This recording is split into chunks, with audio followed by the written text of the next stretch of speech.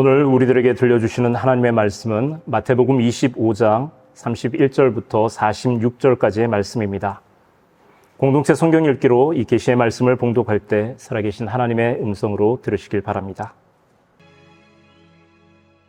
인자가 자기 영광으로 모든 천사와 함께 올 때 자기 영광의 보좌에 앉으리니 모든 민족을 그 앞에 모으고 각각 구분하기를 목자가 양과 염소를 구분하는 것 같이 하여 양은 그 오른편에 염소는 왼편에 두리라.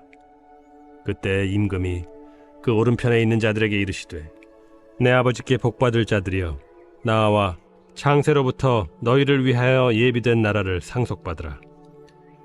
내가 줄일 때에 너희가 먹을 것을 주었고 목마를 때에 마시게 하였고 나그네 되었을 때 영접하였고 헐벗었을 때에 옷을 입혔고 병들었을 때에 돌보았고 옥에 갇혔을 때에 와서 보았느니라. 이에 의인들이 대답하여 이르되 주여 우리가 어느 때에 주께서 줄이신 것을 보고 음식을 대접하였으며 목마르신 것을 보고 마시게 하였나이까? 어느 때에 나그네 되신 것을 보고 영접하였으며 헐벗으신 것을 보고 옷 입혔나이까? 어느 때에 병드신 것이나 옥에 갇히신 것을 보고 가서 배웠나이까 하리니 임금이 대답하여 이르시되 내가 진실로 너희에게 이르노니 너희가 여기 내 형제 중에 지극히 작은 자 하나에게 한 것이 곧 내게 한 것이니라 하시고 또 왼편에 있는 자들에게 이르시되 저주를 받은 자들아 나를 떠나 마귀와 그 사자들을 위하여 예비된 영원한 불에 들어가라. 내가 줄일 때에 너희가 먹을 것을 주지 아니하였고 목마를 때에 마시게 하지 아니하였고 나그네 되었을 때에 영접하지 아니하였고 헐벗었을 때에 옷 입히지 아니하였고 병들었을 때와 옥에 갇혔을 때 돌보지 아니하였느니라 하시니 그들도 대답하여 이르되 주여 우리가 어느 때에 주께서 줄이신 것이나 목마르신 것이나 나그네 되신 것이나 헐벗으신 것이나 병드신 것이나 옥에 갇히신 것을 보고 공양하지 아니하더이까? 이에 임금이 대답하여 이르시되 내가 진실로 너희에게 이르노니 이 지극히 작은 자 하나에게 하지 아니한 것이 곧 내게 하지 아니한 것이니라 하시리니 그들은 영벌에 의인들은 영생에 들어가리라. 이 말씀은 하나님의 말씀입니다.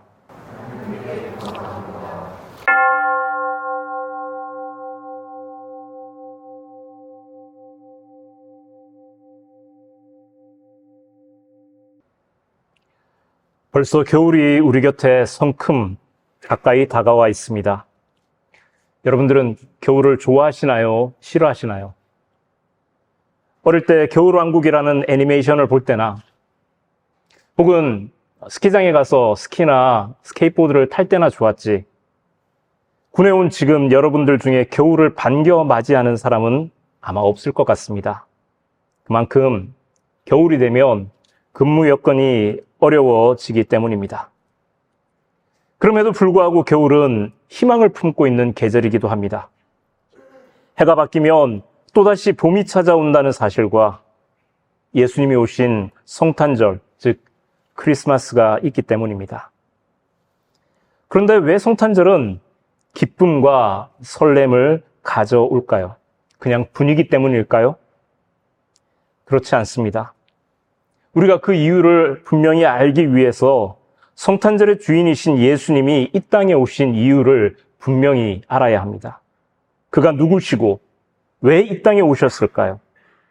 우리는 그분을 어디에서 어떻게 맞이해야 할까요? 오늘 말씀은 여러 각도에서 조명할 수 있습니다. 무시무시한 심판의 경고로 볼 수도 있고, 한편으로는 다시 오실 예수님을 기쁨으로 맞이할 준비를 어떻게 해야 할지 그것에 초점을 둘 수도 있습니다. 교회력의 마지막 주일인 오늘을 왕이신 그리스도 주일이라 부릅니다. 왕으로 오신 그리스도 예수를 어떻게 맞을 준비를 하고 환대할 것인지 말씀을 통해 알아보는 절기입니다. 마태복음은 전통적으로 예수님을 왕으로 바라보았습니다. 그래서 다윗이 포함된 왕의 족보와 연결해서 예수님을 제일 첫머리에 소개하고 있습니다. 또 예루살렘으로 들어오시는 예수님을 향해서 호산나 다윗의 자손이여 이렇게 환호하는 백성들의 모습을 기록하기도 합니다. 예수님의 행적에 일일이 이것은 구약에 언약된, 약속된, 예언된 그 말씀이 이루어진 것이라는 설명을 달기도 합니다. 마태복음이 예수님을 왕으로 묘사하는 것은 유대인들이 그 어느 때보다 간절히 메시아, 즉 그들의 왕을 기다렸기 때문입니다. 한겨울 추위처럼 견디기 힘든 혹독한 시간을 살아내고 있었기 때문에 더욱더 그러했습니다. 과연 이들의 이런 소원이 이루어졌을까요? 지금까지 길고 긴 세월 동안 유대인들이 기다리던 메시아는 다윗 왕과 같은 위대한 왕의 모습을 한 그런 메시아였습니다. 로마 제국의 식민 지배 아래 있던 그들을 해방시켜주고 승리를 가져다 줄 힘세고 강한 그런 왕을 기다렸습니다. 이 땅 위에 하나님 나라를 세우고 모든 비참한 상황에서 그들을 구원해주고 이끌어줄 왕의 출현을 간절히 기다렸던 겁니다. 하지만 예수님의 모습은 그들이 기대하던 모습과는 달랐습니다. 로마나 헤롯 왕에 대해서 강하게 저항하고 저들을 물리칠 힘을 모으는데 앞장서지 않았습니다. 칼을 품고 다니던 우리나라로 이야기하자면 독립투사와 같았던 그 열심당원들과 전혀 다른 길을 걸었습니다. 예루살렘의 제사장들과 바리새인들, 즉 당시 유대인들을 이끌어가던 종교 지도자들과도 사사건건 충돌합니다. 오히려 예수님은 당시 종교인들의 가면을 벗깁니다. 율법을 앞세우지만 사랑의 마음을 잃어버린 그들의 위선적인 모습을 대놓고 사람들 앞에서 지적합니다. 더 나아가 보란 듯이 당시 유대인들이 죄인으로 여기던 세리나 창녀들, 병들고 가난한 사람들과 가까이 지냈습니다. 같은 식탁에 앉아 함께 식사를 나누며 그들의 친구가 되어 주었습니다. 어딜 봐도 당시 사람들이 기대하던 왕을 연상시키는 모습은 아니었습니다. 그래서 사람들에게 그저 불편한 존재로 여겨졌습니다. 마침내 당시 종교 지도자들과 바리새인들은 예수님을 제거하기로 결심합니다. 백성들을 선동하고 심지어 로마 제국의 힘을 이용하는 것에도 거리낌이 없었습니다. 오히려 속으로는 이렇게 하는 것이 하나님과 하나님 나라를 위한 일이라 여겼을지도 모릅니다. 그들은 예수님을 왕으로 받아들일 수 없었습니다. 인정할 수 없었습니다. 그들이 그토록 기다리던 왕과 예수님은 달랐기 때문입니다. 달라도 너무나 많이 달랐습니다. 우리나라에서 왕이라는 제도는, 왕은 오래전에 사라졌습니다. 우리는 왕을 직접 경험하지 못했습니다. 그래서 어쩌면 왕이라는 직위나 제도가 고리타분하게 여겨지거나 억압적으로 여겨질 수도 있습니다.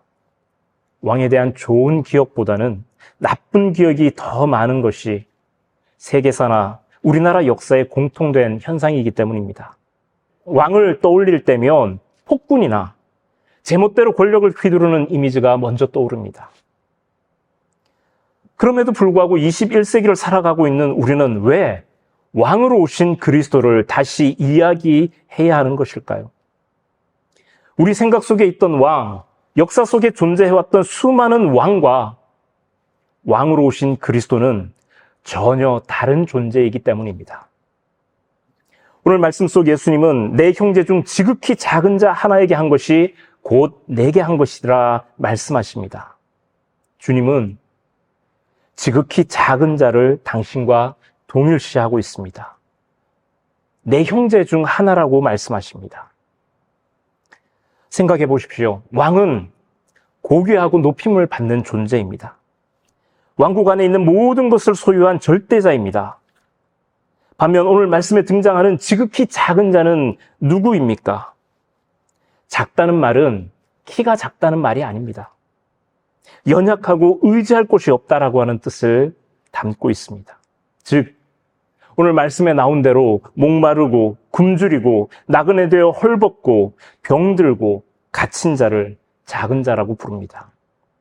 왕과는 정반대편에 서 있는 존재입니다. 세상의 이치대로라면 이런 사람들은 왕의 눈에 띄지 않도록 조치되어야 할 사람들입니다. 왕으로부터 가장 멀리 떨어져 있어야 할 사람들입니다. 하지만 왕이신 그리스도 예수의 눈길은 이런 자들을 향하고 있습니다. 예수님이 걸어가신 모든 길은 그 작은 자들을 향해 다가서는 걸음이었습니다. 예수님이 오셔서 가까이 한 자들은 한결같이 변방에 머물러 있는 사람들이었습니다. 중심인 예루살렘이 아니라 변방인 갈릴리와 사마리아와 척박한 땅에서 공공하게 살아가던 사람들이었습니다.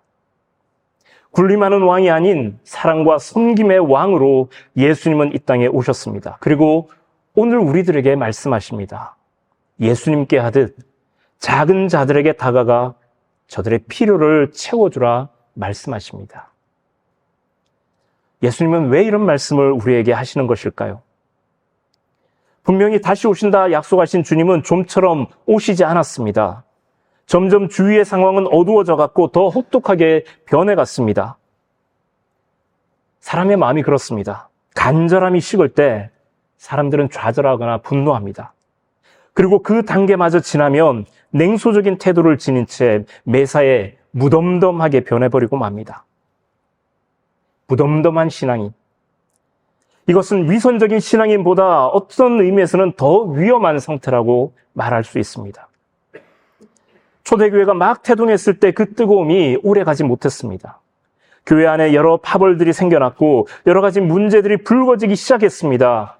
처음 가졌던 순수한 열정과 그 뜨거움은 점점 식어져 갔고 차가워져 갔습니다.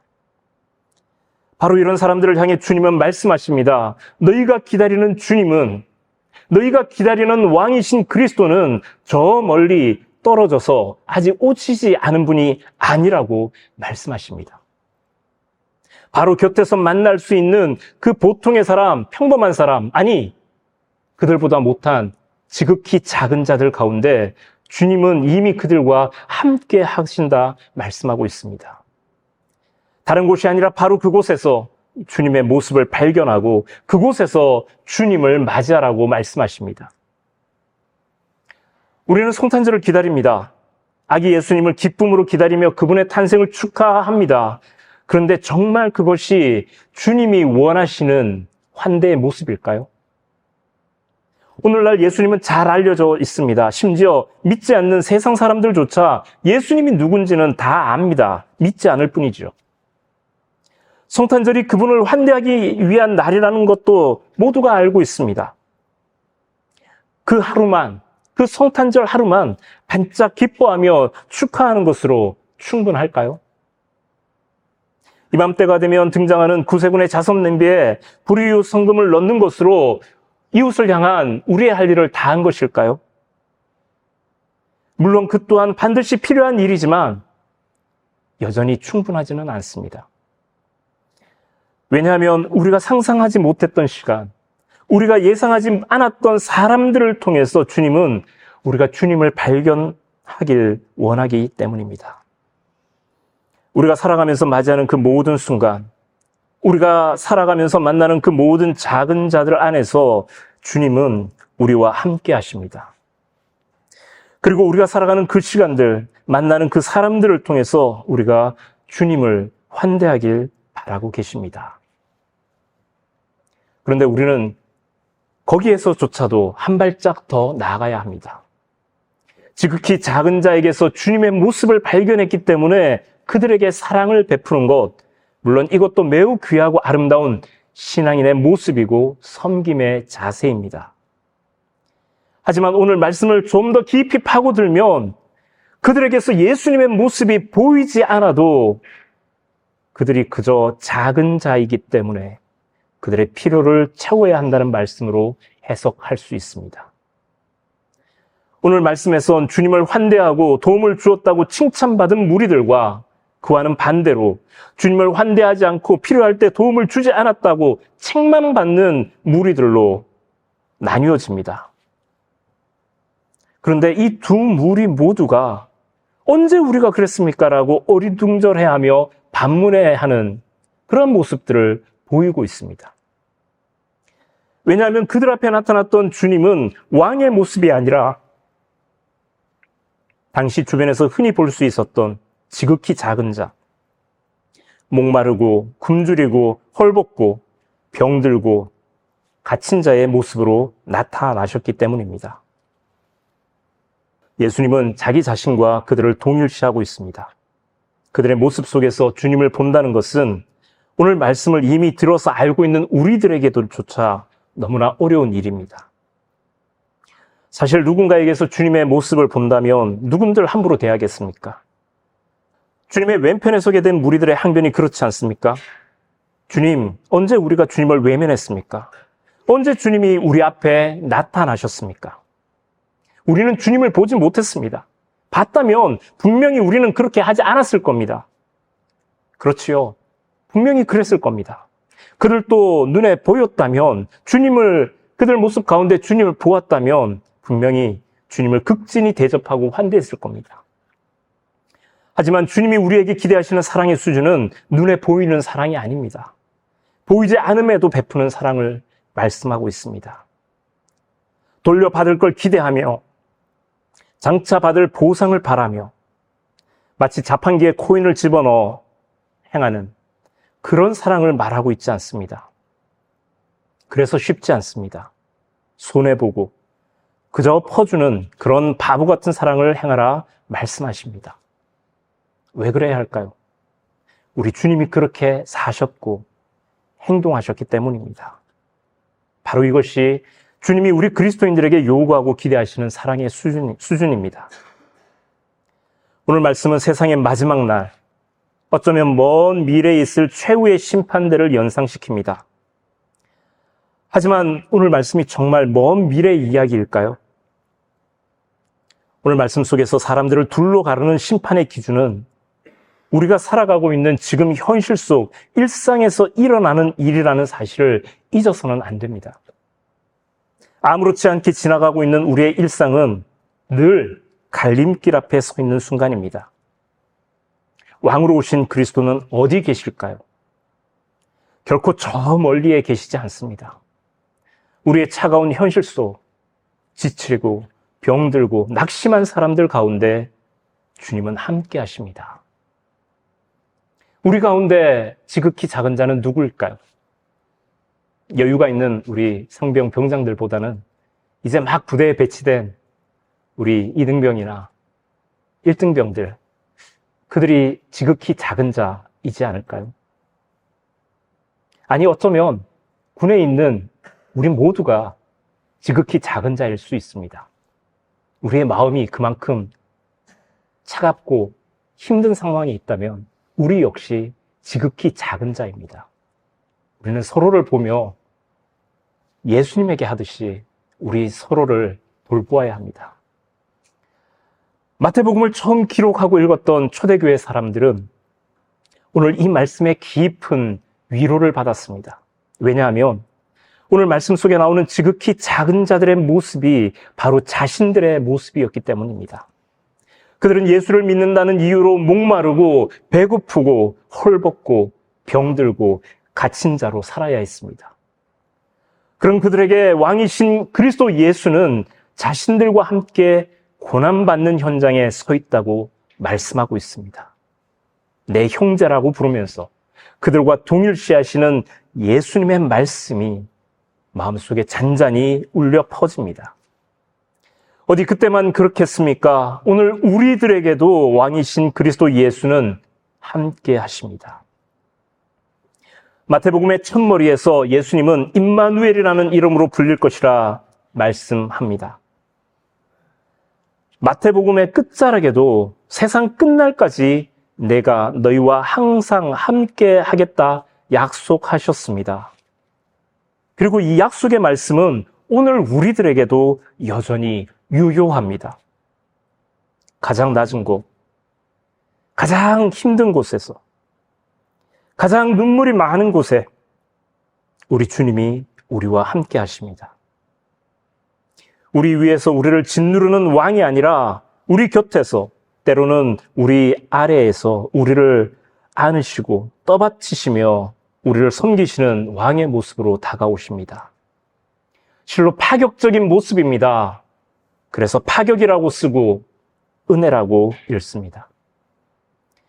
우리의 삶도 주님을 기다리며 기대하는 이후에도 이런 파격이 있었으면 좋겠습니다. 세상이 쌓아 올린 높고 단단한 얼음 요새를 향해 걸을지라도 우리가 걷는 그 길은 결코 춥거나 외롭지 않습니다. 임마누엘, 우리의 왕이신 그리스도께서 지금 내 곁에서 나와 함께 그 길을 걷고 있기 때문입니다. 기도하겠습니다. 은혜가 풍성하신 아버지 하나님, 지극히 작은 자와 같은 저희를 위해 이 땅에 예수님을 보내주셔서 감사합니다.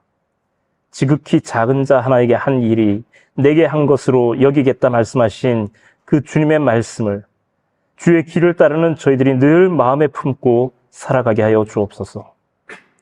추운 겨울 쓸쓸하고 춥고 외로움에 지친 사람들에게 따스한 온기를 전하는 작은 불꽃들이 되게 하시고 온몸을 으깨어 사람들의 길을 열어주신 주님의 길을 따라 작은 예수로 세상의 어둡고 그늘진 곳을 환히 밝히고 따뜻하게 데워가는 저희들 되게 하여 주옵소서.